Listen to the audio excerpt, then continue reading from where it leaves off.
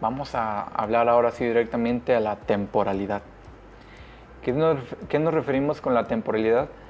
Es decir, la relación que hay en el tiempo de la causa y el supuesto efecto o el desenlace. Es decir, la adecuada temporalidad significa que la causa debe preceder a la enfermedad o al desenlace que se está relacionando. Vamos a ver dos ejemplos. El primero de ellos será muy actual, en el que es sobre la enfermedad renal crónica y su relación con los pesticidas, el glifosato, el Roundup y esos temas actuales. Y el otro ejemplo es un ejemplo de un artículo que al final de la presentación les doy la referencia del artículo. Es sobre obesidad y consumo de golosinas. Y vamos a comenzar con este ejemplo.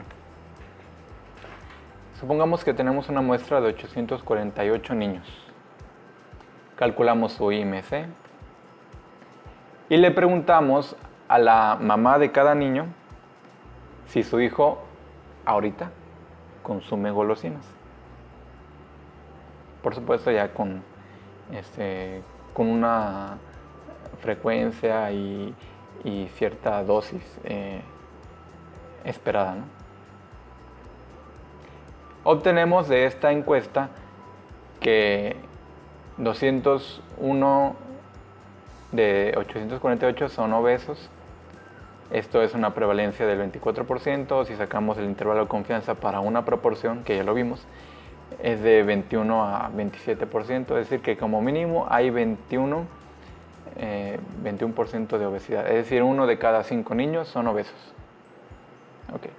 Y en cuanto al consumo de golosinas, vemos que 600 de 848 son consumidores de golosinas actuales. Esto es una prevalencia de 61%, su respectivo intervalo de confianza de 68 a 74, es decir, 7 como mínimo, 7 de cada 10 niños es consumidor actual de golosinas.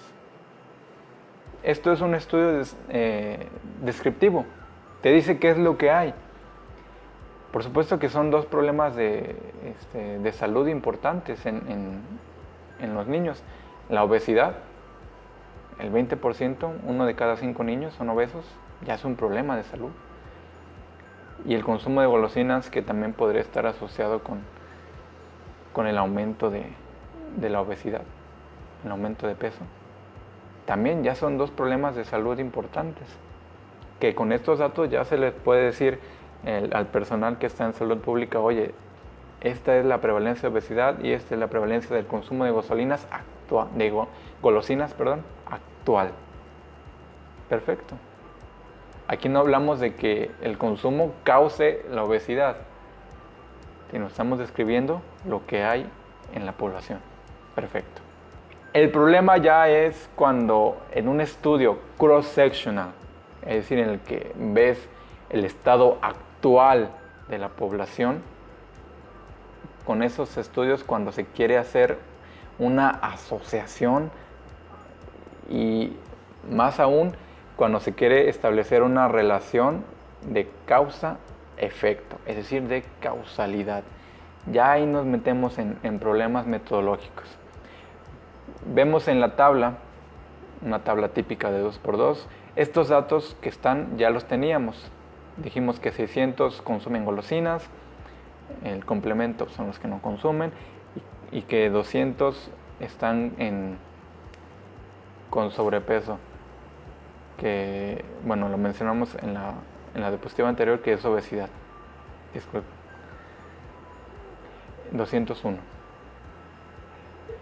Si hacemos el acomodo respectivo en la tabla de 2x2, obtenemos esto,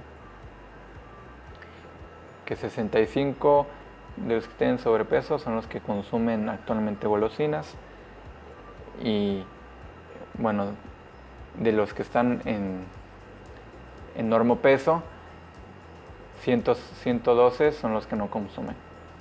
Sacamos un OR, calculamos un OR, y vemos que, bueno, conocemos que ya el OR es el cociente de productos cruzados, nos fijamos en esta diagonal, que es la que debe ser superior para que ya anticipadamente veamos una asociación. Y vemos que claramente 65 por 112 no es mayor que 136 por 535. Esto ya lo vemos en el cálculo. Un OR de 0.1. Es decir, pareciera que ser consumidor de golosinas está asociado con tener peso normal. Es decir, parece que es un factor protector. Consumir golosinas me protege de ser obeso. Pero esto no tiene un fundamento metodológico, porque se está preguntando lo que consume actualmente, no si antes de ser obeso consumía. Para establecer una relación causal, ¿de qué me sirve conocer lo que ahorita está haciendo? No, a mí me sirve que saber si antes de ser obeso ya consumía golosinas, para poder establecer una asociación causal, para tener una adecuada temporalidad en el estudio. ¿Qué es lo que se tendría que haber preguntado? Si hace 5 años o hace cierto tiempo atrás, antes, ya era consumidor o no de golosinas, o de dulces, más bien decimos en México. El artículo así lo menciona porque es de otro país.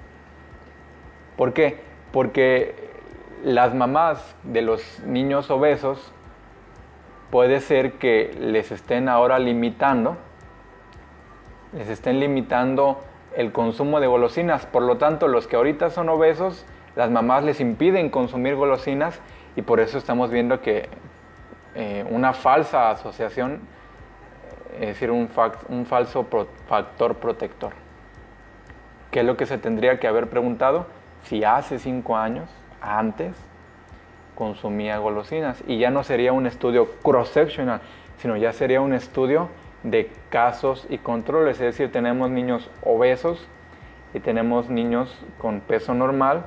Les preguntamos a las madres si tiempo atrás eran consumidores o no, y ya después tenemos en los que consumían y no consumían las golosinas.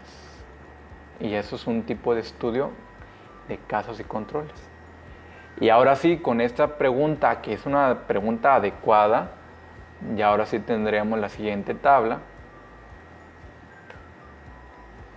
Miren qué diferencia, ya es un OR de 11.5, ya es una asociación causal, y con este OR, bueno, podremos decir que el consumo previo de golosinas es un factor de riesgo de sobrepeso o de obesidad, como lo teníamos al principio.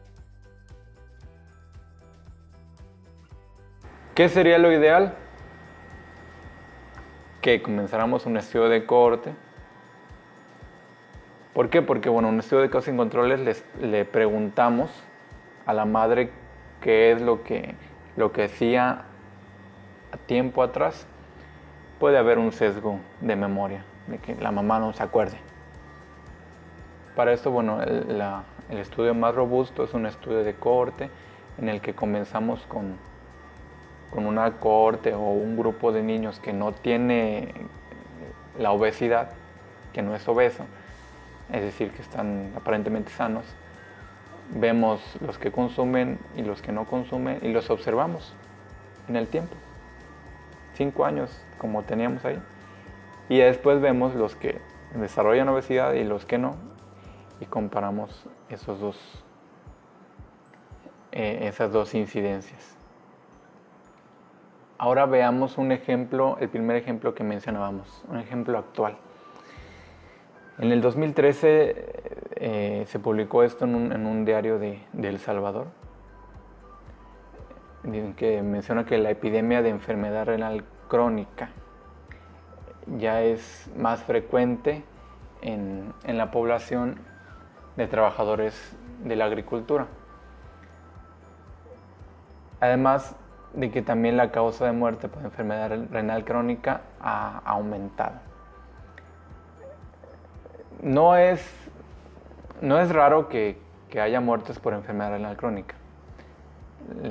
Es cada vez mayor riesgo en los adultos mayores de 65 años, por la edad y por la comorbilidad de otras enfermedades, aumenta el riesgo de padecer una enfermedad renal crónica. Lo que les causó mayor impacto es que no eran los adultos mayores los que se estaban enfermando del riñón, sino que eran jóvenes.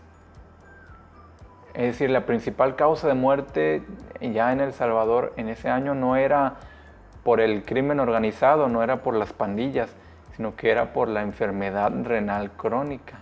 Y esto es lo que causó impacto. ¿Qué entra ahí? ¿Cuál es la causa? ¿Cómo podemos responder a esta pregunta? Con estudios no descriptivos, sino ya estudios explicativos, que me den la respuesta, que me expliquen por qué hay jóvenes, cada vez más jóvenes con enfermedad renal crónica, y la mayoría de ellos trabajando en el campo.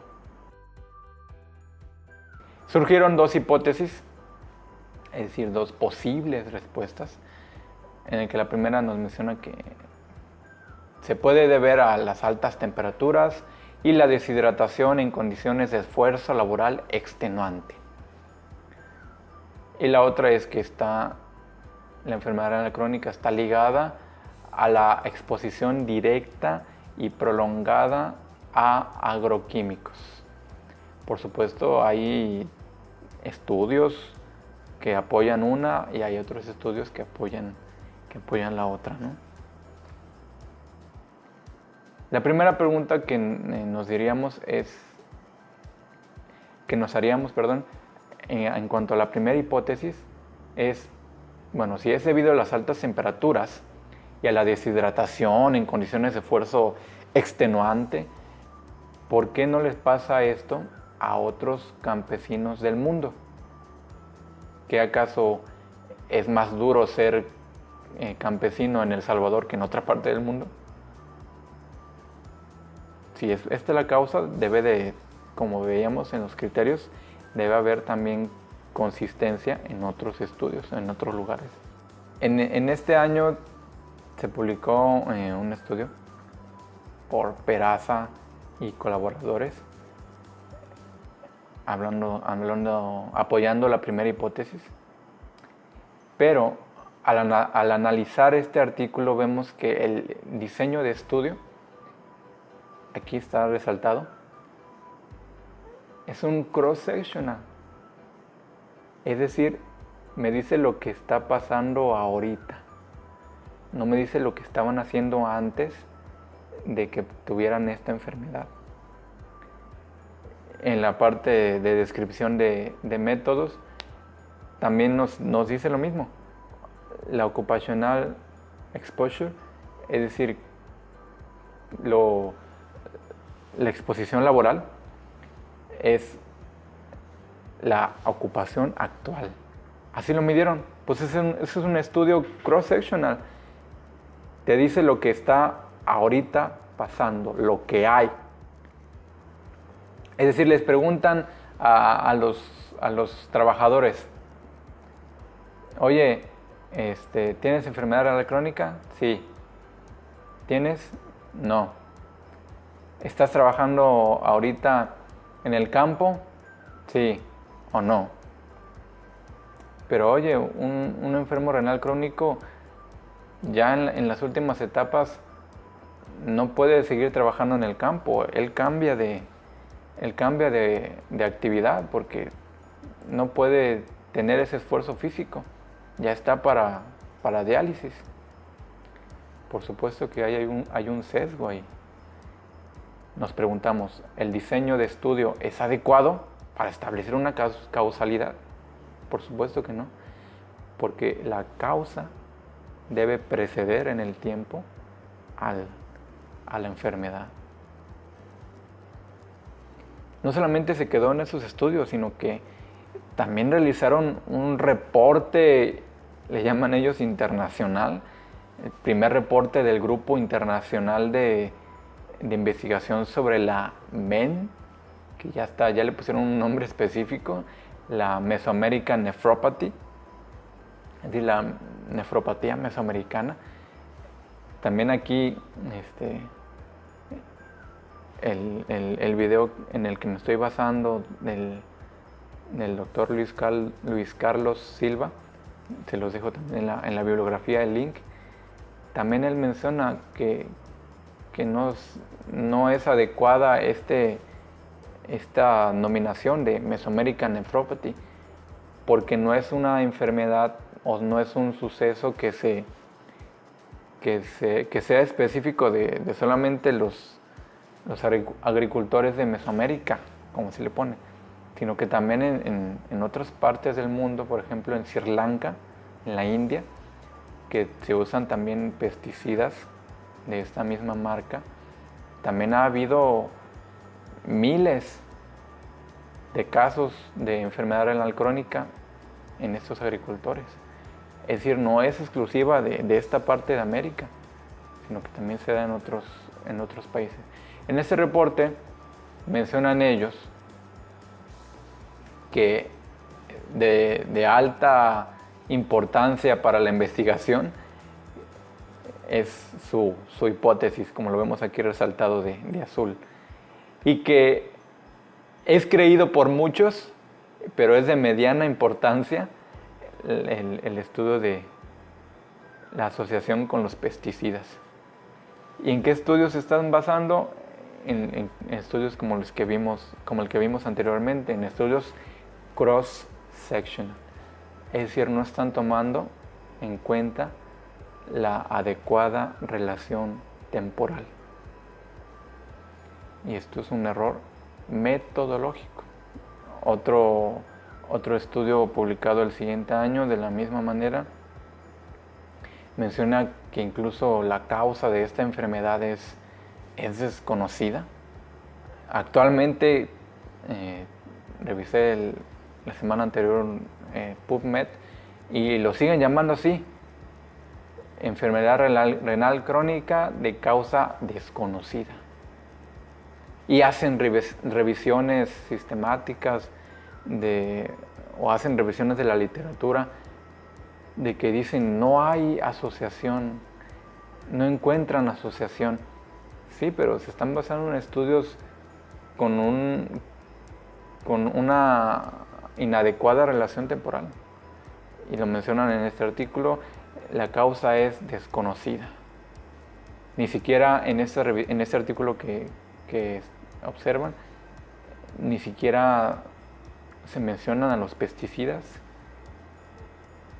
Por supuesto que mucho menos la adecuada relación temporal, y no es un detallito. El decir que un pesticida está causando una enfermedad renal crónica que me está destruyendo el riñón no es algo que se deba tomar a la ligera. Ya esto es lo que se dice en los medios, es decir, en los periódicos, en las revistas no científicas. Dicen, los nefrólogos no apoyan la tesis de tóxicos y mal renal. Es decir, también se quiere crear confusión en la población. Bueno, ¿el uso de pesticidas causa o no causa enfermedad renal crónica? Es que los nefrólogos no apoyan. ¿Cuáles nefrólogos? ¿Cuántos? ¿En qué estudios se están basando? Y esto fue en ese mismo año, del 2013. Y ya por último les dejo esta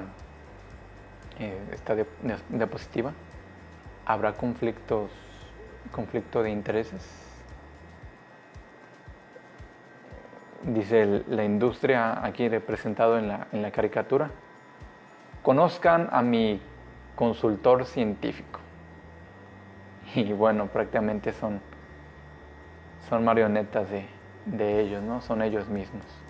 Les dejo aquí la bibliografía. Me estoy basando en este artículo del doctor Silva, que está libre en Medway, y también en esta cátedra abierta del doctorado en la Universidad CES de Colombia.